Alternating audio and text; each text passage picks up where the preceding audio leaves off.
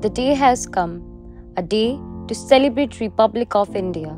It's time to honor all those leaders who dedicated their lives to lay the foundation of the new India through the world's largest constitution.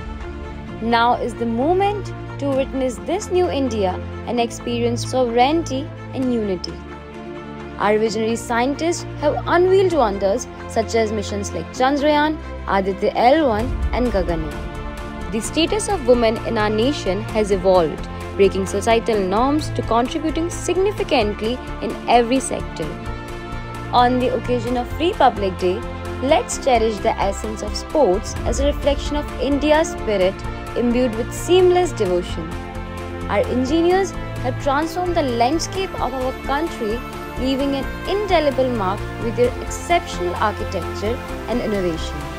We stand as a ray of hope, vaccinating millions against the pandemic and nurturing a thriving ecosystem of medical research. Our farmers, the backbone of our nation, continue to feed the world with unwavering spirit and dedication.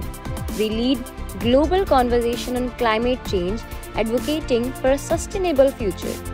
It's time to stand united, proud of our heritage and committed to the ideals that make India a shining example of democracy.